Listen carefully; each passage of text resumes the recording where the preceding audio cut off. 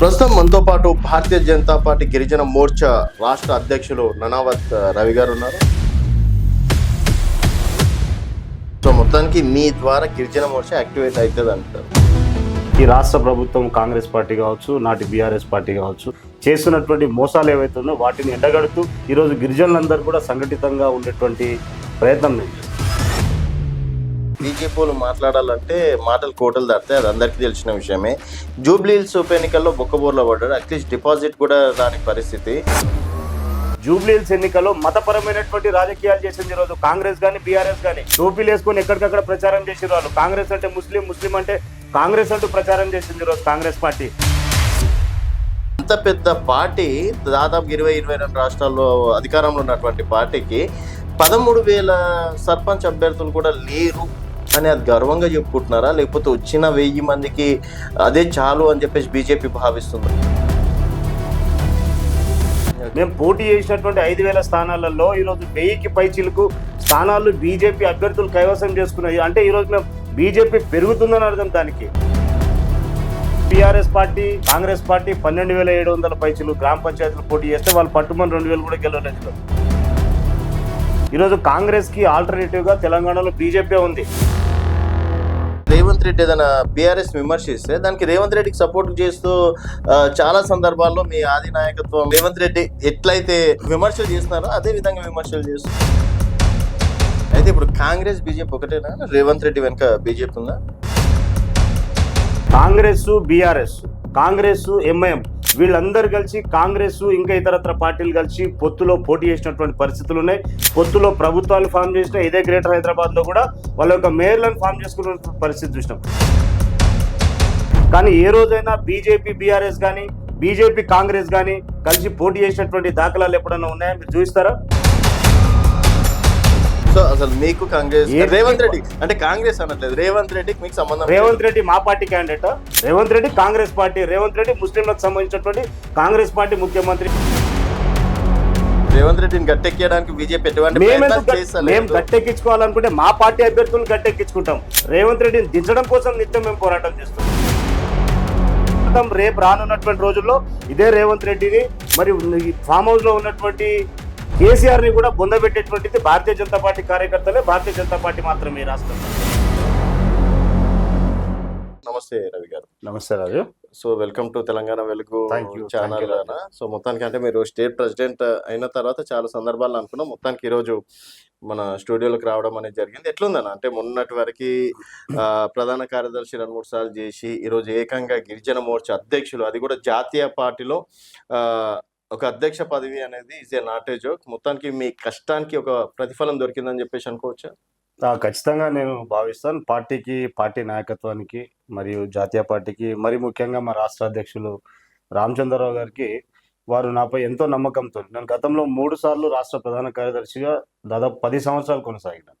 Okay. So గతసారి అంతకు ముందు సారి కూడా నేను ఆశించినప్పటికి కూడా సరే ఈసారి నన్ను గుర్తించి పార్టీ ఈసారి నాకు అవకాశం ఇచ్చింది. దాన్ని ఖచ్చితంగా నేను నాపై ఉంచినటువంటి నమ్మకాన్ని నేను పెద్ద ఎత్తున రేపు రానున్నటువంటి రోజుల్లో గిరిజనుల పక్షాన పోరాటం చేస్తూ ఈ రాష్ట్ర ప్రభుత్వం కాంగ్రెస్ పార్టీ కావచ్చు, నాటి బీఆర్ఎస్ పార్టీ కావచ్చు, గిరిజనులకు ఇచ్చినటువంటి హామీలన్నీ ఏ రకంగా విస్మరించింది, చేస్తున్నటువంటి మోసాలు ఏవైతే ఉన్నాయో వాటిని ఎండగడుతూ కేంద్రంలో నరేంద్ర మోడీ గారు గిరిజనుల కోసం చేస్తున్నటువంటి సంక్షేమ పథకాలన్నీ కూడా కింది స్థాయిలో ప్రజల వరకు చేరవేసేటువంటి ప్రయత్నం చేస్తూ యావత్ ఈ రాష్ట్రంలో ఉన్నటువంటి గిరిజన జాతుల మధ్యలో ఈరోజు కాంగ్రెస్ పార్టీ సృష్టిస్తున్నటువంటి ఒక భయాందోళనమైనటువంటి వాతావరణంలో కూడా ఈరోజు గిరిజనులందరూ కూడా సంఘటితంగా ఉండేటువంటి ప్రయత్నం నేను చేస్తాను ఖచ్చితంగా. సో మొత్తానికి మీ ద్వారా గిరిజన మోర్చా యాక్టివేట్ అవుతుంది అంటారు? ఖచ్చితంగా అవుతుంది. ఆ నమ్మకం పార్టీ నా పైన ఉంచింది. ఆ నమ్మకాన్ని వమ్ము చేయకుండా ఖచ్చితంగా రాబోయేటువంటి రోజుల్లో భారతీయ జనతా పార్టీ వికసిత్ భారత్ అని నరేంద్ర మోడీ గారు 2047 ఏదైతే విజన్ పెట్టుకున్నాడో ఈరోజు తెలంగాణ రాష్ట్రంలో కూడా రామచంద్రరావు గారి నాయకత్వంలో భారతీయ జనతా పార్టీ ఖచ్చితంగా అధికారంలోకి రాబోతా ఉంది. ఆ దిశగానే అడుగులేస్తా ఉంది. కాబట్టి నిన్న జరిగినటువంటి స్థానిక సంస్థల సర్పంచ్ ఎన్నికల్లో ఈరోజు గతంలో ఎన్నడూ లేనటువంటి విధంగా 200 కూడా దాటనటువంటి పరిస్థితి నుంచి ఈరోజు దాదాపు 1000 సర్పంచులకు పైగా ఈరోజు మేము గెలిచినటువంటి పరిస్థితి, దాదాపు ఒక 10,000కు పైచీలకు వార్డు మెంబర్లు గెలిచినటువంటి పరిస్థితిని ఈరోజు నిన్న మనం చూసినాం. రిజల్ట్లో మేము పోటీ చేసింది కేవలం 5,500 స్థానాల్లో మాత్రమే. అప్పటికి 5,500 మేము పోటీ చేస్తే 1000కి పైచీలకు సర్పంచ్లు గెలిచినాం. మరి అదే బీఆర్ఎస్ పార్టీ కాంగ్రెస్ పార్టీ 12,700 పైచులు గ్రామ పంచాయతీలు పోటీ చేస్తే వాళ్ళు పట్టుమని 2,000 కూడా గెలవలేదు. ఈరోజు మేము గెలిచినామని చెప్పుకుంటా. ఈరోజు కాంగ్రెస్ కి ఆల్టర్నేటివ్ గా తెలంగాణలో బీజేపీ ఉంది. ఆ రోజు కూడా బీజేపీ ఉండే, ఆ రోజు వాస్తవానికి కూడా కాస్త పెనం మీద ఉన్నది కాస్త పొయ్యిలో పడ్డట్టు అయింది. అంత అది కాంగ్రెస్ పార్టీ కలిసి వచ్చినటువంటి అంశం అంతవరకు. కానీ తెలంగాణ ప్రజలు ఆ తర్వాత జరిగినటువంటి పార్లమెంట్ ఎన్నికల్లో 8 పార్లమెంట్ స్థానాలు ఇచ్చారు మాకు. దాదాపు 37% కంటే 10% ఓట్లు ఇచ్చారు. అదే ఈ రోజు గ్రామ పంచాయతీలలో జరుగుతున్నట్టు అభివృద్ధి కూడా మొత్తము భారతీయ జనతా పార్టీ నరేంద్ర మోడీ గారి యొక్క ప్రభుత్వం 15 ఫైనాన్స్ నిధులు మాత్రమే ఈ రోజు అనేటువంటివి గ్రామంలో ఉన్నటువంటి కింది స్థాయిలో ఉన్నటువంటి జనాలందరూ గ్రహించారు కాబట్టి బీజేపీకి అవకాశం ఇచ్చారు. సరే, మీరు బీజేపీలు మాట్లాడాలంటే మాటలు కోటలు దాటితే అది అందరికీ తెలిసిన విషయమే. ఎంపీ ఎన్నికల్లో 8 స్థానాలు గెలిచిండ్రు, తర్వాత ఎమ్మెల్సీ గెలవడం అనేది జరిగింది. జూబ్లీహిల్స్ ఉప ఎన్నికల్లో బొక్కబోర్లో పడ్డాడు, అట్లీస్ట్ డిపాజిట్ కూడా రాని పరిస్థితి. అండ్ మీరు అంటే అంత పెద్ద పార్టీ, దాదాపు 22 రాష్ట్రాల్లో అధికారంలో ఉన్నటువంటి పార్టీకి 13,000 సర్పంచ్ అభ్యర్థులు కూడా లేరు అని అది గర్వంగా చెప్పుకుంటున్నారా, లేకపోతే వచ్చిన 1000 మందికి అదే చాలు అని చెప్పేసి బీజేపీ భావిస్తుందా? లేలే రాజు, మేము దినదినాభివృద్ధి చెందుతున్నామని చెప్తున్నాం. ఈరోజు గల్లీలో, తెలంగాణలో గల్లీలో బీజేపీ లేదని చెప్పినటువంటి కాంగ్రెస్ బీఆర్ఎస్ కి చెంపపెట్టు లాంటిది. ఈరోజు మేము పోటీ చేసినటువంటి 5,000 స్థానాలలో ఈరోజు 1000కి పైచిలకు స్థానాలు బీజేపీ అభ్యర్థులు కైవసం చేసుకున్నాయి. అంటే ఈరోజు మేము బీజేపీ పెరుగుతుందని అర్థం దానికి. దాంతో పాటుగా జూబ్లీహిల్స్ ఎన్నిక ఏదైతే మీరు చెప్తా ఉన్నారో, జూబ్లీహిల్స్ ఎన్నికలో మతపరమైనటువంటి రాజకీయాలు చేసింది ఈరోజు కాంగ్రెస్ కానీ బీఆర్ఎస్ కానీ. టోపీలు వేసుకొని ఎక్కడికక్కడ ప్రచారం చేసారు వాళ్ళు. కాంగ్రెస్ అంటే ముస్లిం, ముస్లిం అంటే కాంగ్రెస్ అంటూ ప్రచారం చేసింది ఈరోజు కాంగ్రెస్ పార్టీ. ఈరోజు వాళ్ళు పెట్టినటువంటి 100 కోట్ల రూపాయలు ఖర్చు పెట్టినాం. ఈ ఖర్చు పెట్టింది ఈరోజు కాంగ్రెస్ పార్టీ, బీఆర్ఎస్ పార్టీ. కానీ బీజేపీ పార్టీ ఎక్కడ ఒక రూపాయి కూడా ఖర్చు పెట్టకుండా ఈరోజు జనాల్ని నమ్ముకొని పేద వర్గాల కోసం నరేంద్ర మోడీ గారు చేస్తున్నటువంటి సంక్షేమ పథకాలు కావచ్చు, ఇది పార్లమెంట్ లో కిషన్ రెడ్డి గారి యొక్క చేస్తున్నటువంటి అభివృద్ధి పథకాలు కావచ్చు, దాన్ని దృష్టిలో తీసుకొని ఈరోజు మేము పోటీ చేసినాం. సరే, గత రిజల్ట్ కంటే, గత ఓటింగ్ శాతం కంటే ఈసారి కాస్త తగ్గింది. బట్ అది ప్రజలు ఇచ్చినటువంటి ప్రతి తీర్పును కూడా మేము గౌరవిస్తాం. కాబట్టి అందులో నుంచి మేము గుణపాఠాలు నేర్చుకుని రేపు రాబోయేటువంటి రోజుల్లో ఏ రకంగా మేము ముందుకు వెళ్ళాలనేటువంటిది మేము ప్రయత్నాలు చేసుకుంటాం. అయితే ఇప్పుడు కాంగ్రెస్ బీజేపీ ఒకటేనా? రేవంత్ రెడ్డి వెనక బీజేపీ ఉందా? కాంగ్రెస్ పార్టీకి బీజేపీ పార్టీకి అసలు నక్కకు నాగలోకానికి ఉన్నంత తేడా ఉంటుంది. ఎందుకు చెప్తున్నానని చెప్తా. ఎందుకంటే రేవంత్ రెడ్డి ఏదైనా బీఆర్ఎస్ విమర్శిస్తే దానికి రేవంత్ రెడ్డికి సపోర్ట్ చేస్తూ చాలా సందర్భాల్లో మీ ఆది నాయకత్వం రేవంత్ రెడ్డి ఎట్లయితే అంటే విమర్శలు చేస్తున్నారో అదే విధంగా విమర్శలు చేస్తున్నారు. మీరు ఒకటి గుర్తుపెట్టుకోవాలి రాజు, కాంగ్రెస్ బీఆర్ఎస్, కాంగ్రెస్ ఎంఐఎం వీళ్ళందరూ కలిసి, కాంగ్రెస్ ఇంకా ఇతరత్ర పార్టీలు కలిసి పొత్తులో పోటీ చేసినటువంటి పరిస్థితులు ఉన్నాయి. పొత్తులో ప్రభుత్వాలు ఫామ్ చేసిన, ఇదే గ్రేటర్ హైదరాబాద్ లో కూడా వాళ్ళ యొక్క మేయర్లను ఫామ్ చేసుకున్న పరిస్థితి చూసినాం. కానీ ఏ రోజైనా బీజేపీ బీఆర్ఎస్ కానీ, బీజేపీ కాంగ్రెస్ కానీ కలిసి పోటీ చేసినటువంటి దాఖలాలు ఎప్పుడైనా ఉన్నాయా? మీరు చూపిస్తారా? అంటే ఏ రకమైనటువంటి ప్రశ్నలు వేస్తారు అనేటువంటిది కూడా నాకు అర్థం కావట్లేదు. అంటే లోపల ఉన్నాయేమో. లోపల మీరు ఊహాజనితం ఎంతవరకైనా మీరు మీడియా, నిజంగా చెప్తున్నాను కదా, మీడియా మీద చాలా గౌరవం ఉంటుంది. ఈరోజు మాకు కూడా భారతీయ జనతా పార్టీ మీడియా సోదరులకు ఎంత గౌరవిస్తుంది అంటారంటే, ఈ దేశంలో 4th ఎస్టేట్ అయినటువంటి, 4th పిల్లర్ అయినటువంటి మీడియాని గౌరవించేటువంటి పార్టీ ప్రభుత్వం మాది. కానీ మీరు లేనిపోయినటువంటి వాళ్ళిద్దరు ఒకటైనప్పుడు వాళ్ళిద్దరికి మీరు కలపాల్సినటువంటి జంట ఈరోజు బీజేపీకి ఎందుకు ముడి పెడతా ఉన్నారు? ఓకే, సో అసలు మీకు కాంగ్రెస్, రేవంత్ రెడ్డి అంటే కాంగ్రెస్ అనట్లేదు, రేవంత్ రెడ్డికి మీకు సంబంధం? రేవంత్ రెడ్డి మా పార్టీ క్యాండిడేటా? రేవంత్ రెడ్డి మా పార్టీ క్యాండిడేటా? లేకపోతే మా పార్టీ ముఖ్యమంత్రి రేవంత్ రెడ్డి? రేవంత్ రెడ్డి కాంగ్రెస్ పార్టీ, రేవంత్ రెడ్డి ముస్లింలకు సంబంధించినటువంటి కాంగ్రెస్ పార్టీ ముఖ్యమంత్రి, ఆ పార్టీ పిసిసి అధ్యక్షుడు చేసిండు. మరి ఎప్పుడన్నా బీజేపీలో రేవంత్ రెడ్డి బీజేపీలో సభ్యత్వం తీసుకున్నాడా రేవంత్ రెడ్డి? ఓకే, సో మీకు రేవంత్ రెడ్డికి సంబంధం లేదు? పరిస్థితుల్లో మాకు ఎలాంటి సంబంధాలు లేవు, 100% లేదు మాకు సంబంధం. రేవంత్ రెడ్డిని గట్టెక్కడానికి బీజేపీ మేము గట్టెక్కించుకోవాలనుకుంటే మా పార్టీ అభ్యర్థులను గట్టెక్కించుకుంటాం, మా పార్టీ కార్యకర్తలను గట్టెక్కించుకుంటాం. కానీ రేవంత్ రెడ్డిని మేమెందుకు గట్టెక్కించుకుంటాం? రేవంత్ రెడ్డి గట్టుని దించడానికి మేము ప్రయత్నం చేస్తున్నాం. రేవంత్ రెడ్డిని దించడం కోసం నిత్యం మేము పోరాటం చేస్తున్నాం. పక్కా అనుకోవచ్చు, 100% అనుకోవాలి. 100% రేపు రానున్నటువంటి రోజుల్లో ఇదే రేవంత్ రెడ్డిని, మరి ఫామ్ హౌస్ లో ఉన్నటువంటి కేసీఆర్ ని కూడా బొందబెట్టేటువంటిది భారతీయ జనతా పార్టీ కార్యకర్తలే, భారతీయ జనతా పార్టీ మాత్రమే రాష్ట్రంలో. ఓకే, అయితే ఇప్పుడు గిరిజనులది దాదాపుగా 30 లక్షలు 40 లక్షల ఓట్ బ్యాంక్ ఉంది. Is a not a joke. Even Revanth Reddy గారు సీఎం అయ్యారంటే దానికి కారణం గిరిజనులే అని చెప్పి చాలా గొప్పగా చెప్పుకున్న సందర్భాలు ఉన్నాయి. బట్ ఇప్పటి వరకు మంత్రి పదవి ఇవ్వలేదు, అది అనేది పక్కన పెడితే మీరు ఒక గిరిజన మోర్చా రాష్ట్ర అధ్యక్షుడిగా బీజేపీకి మీ వంతు సాయం కావచ్చు, మీ కాంట్రిబ్యూషన్ ఎంతవరకు ఉంటుంది అనుకోవచ్చు? మీరు ఒకటి, రేవంత్ రెడ్డి గారు మల్లికార్జున్ ఖర్గే ఏఐసిసి జాతీయ అధ్యక్షుడు కాంగ్రెస్ పార్టీ యొక్క ఎన్నికల మేనిఫెస్టోలో పెట్టడము, మరి చేవెళ్ళ ట్రైబల్ డిక్లరేషన్ లో 12 రకాలైనటువంటి ఎస్సీ ఎస్టీల కోసం అని చెప్పి రకరకాలైనటువంటి హామీలు ఇచ్చారు. ఒక్కటంటే ఒక్క హామీని కూడా నెరవేర్చలేదు ఈ ప్రభుత్వం.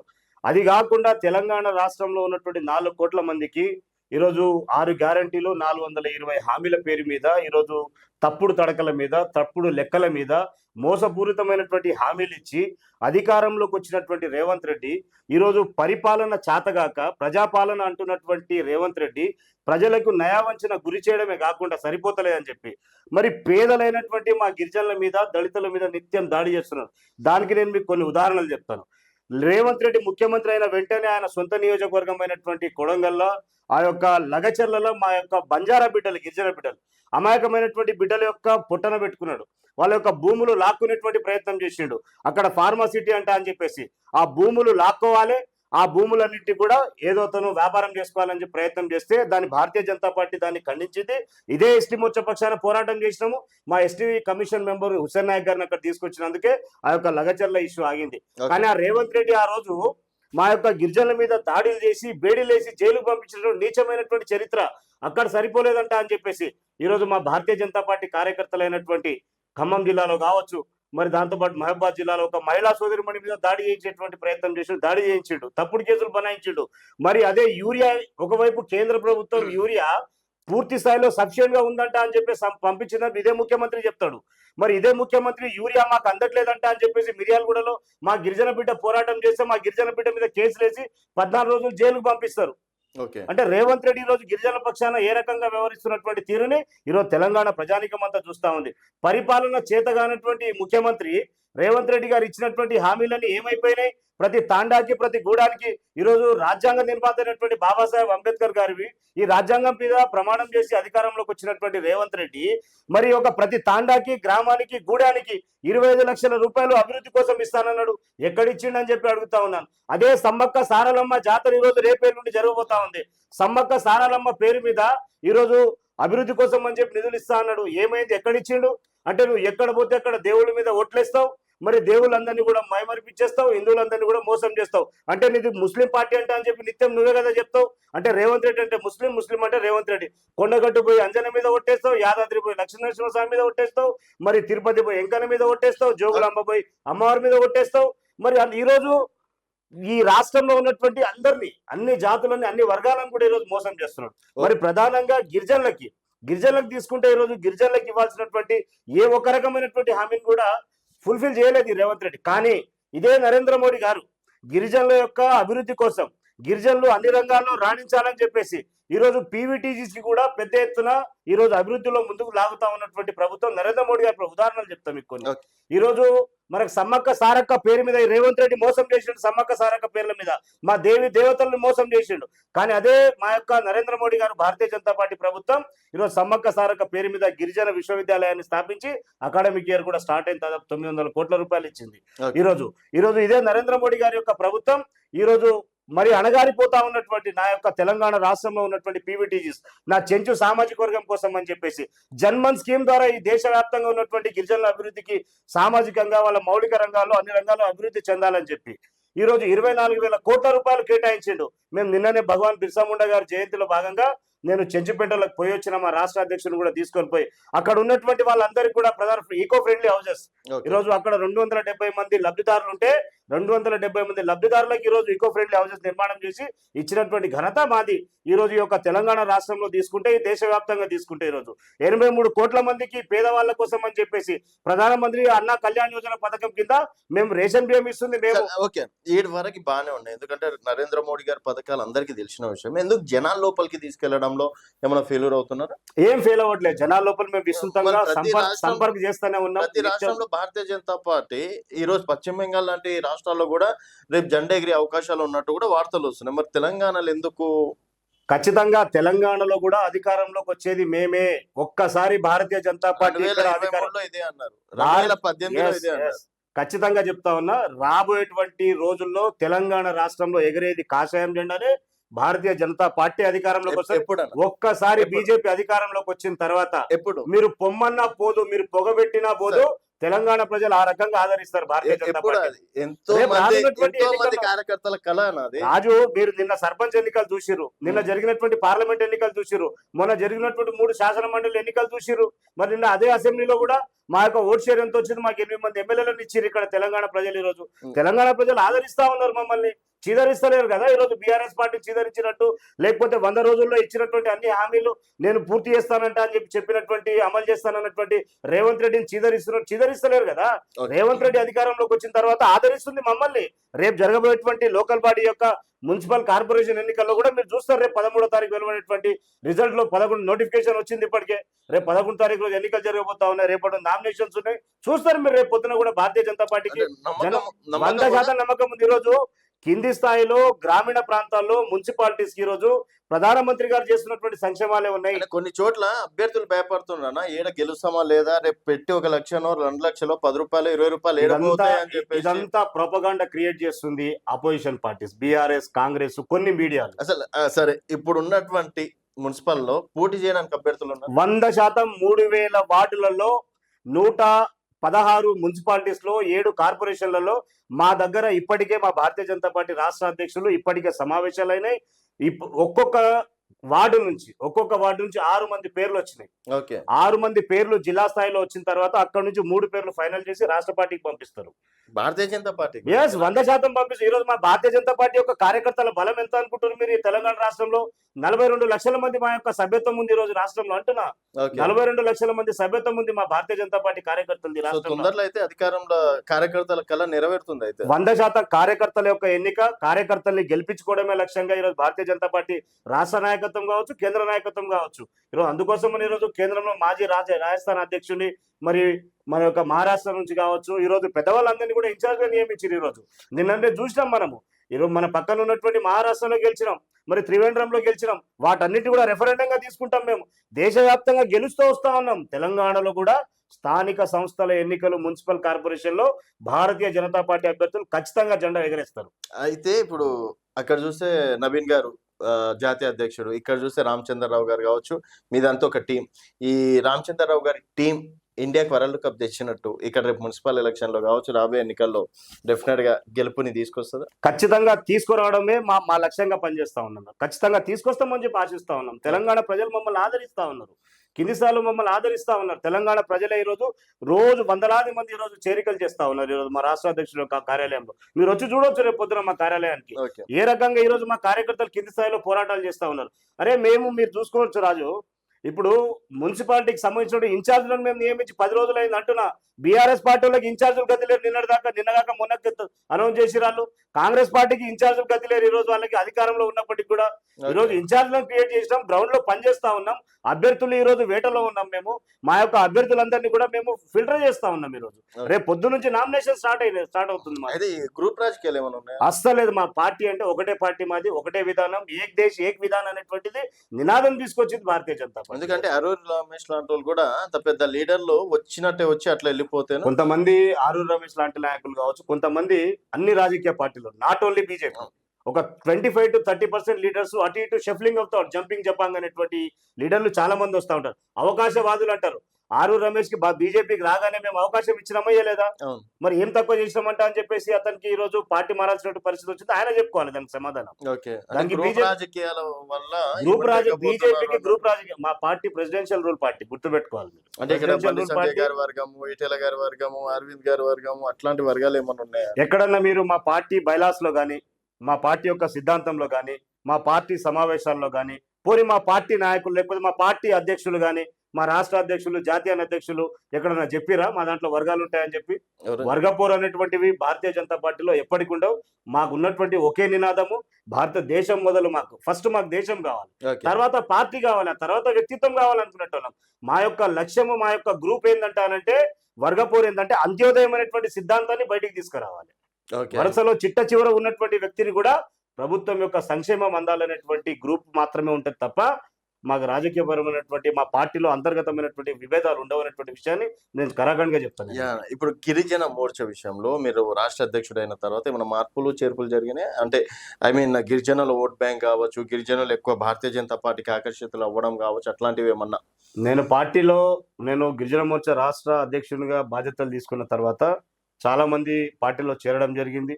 దాంతో పాటుగా కమిటీలు మార్చాలి. ప్రతి 3 ఏళ్లకు ఒకసారి కమిటీలు మారినప్పుడు, అధ్యక్షుడు మారినప్పుడు కమిటీలు మారుతాయి. ఆ కమిటీలు మార్చేటువంటి క్రమంలో కొంతమంది పాత వాళ్ళను జిల్లాలో రకం చేయడం, లేకపోతే కొంతమందిని ప్రమోట్ చేయడము, కొంతమంది ఇంకో వాళ్ళ యొక్క అవసరం ఎక్కడ ఉంటుందో అక్కడ పార్టీ వాళ్ళకి పంపించడంతో పాటుగా కొంతమంది కొత్త వాళ్ళని జిల్లా స్థాయిలో ఉన్నటువంటి వాళ్ళని తీసుకురావడం. ఈరోజు కమిటీల యొక్క కూర్పు కూడా దాదాపుగా పూర్తయిపోయింది.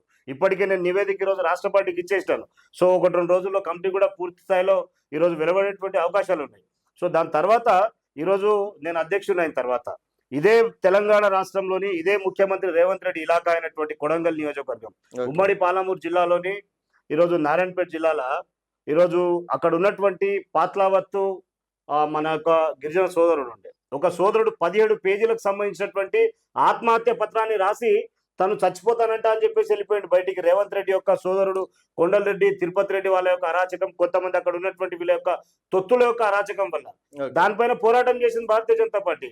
ఈరోజు గిరిజన జాతిలో ఉన్నటువంటి తొలితరం స్వతంత్ర సమరయోధుడు భగవాన్ బిర్సా ముండా గారి యొక్క చరిత్రను ఈరోజు కేంద్ర ప్రభుత్వం అధికారికంగా దేశవ్యాప్తంగా ఈరోజు పండుగ వాతావరణం చేస్తా ఉంటే తెలంగాణ రాష్ట్రంలో పెద్ద ఎత్తున చేసినాం. ఈరోజు ఖమ్మంలో తీసుకుంటా ఉంటే నా యొక్క గిరిజన సోదరుల మీద దాడి జరిగితే పోరాటం చేసింది భారతీయ జనతా పార్టీ గిరిజన మోర్చా. ఈరోజు హిందువుల పట్ల ఏదైనా ఇబ్బందులు వస్తే పోరాటం చేస్తుంది భారతీయ జనతా పార్టీ గిరిజన మోర్చా. ఈరోజు గిరిజన పక్షాలు మేము నిత్యం పోరాటాలు చేస్తూనే ఉన్నాం. రేపు మా కమిటీ పూర్తి స్థాయిలో వెలువడ్డ తర్వాత మా యొక్క ప్లాన్ మాకుంది, మా యొక్క యాక్షన్ ప్లాన్ మాకుంది.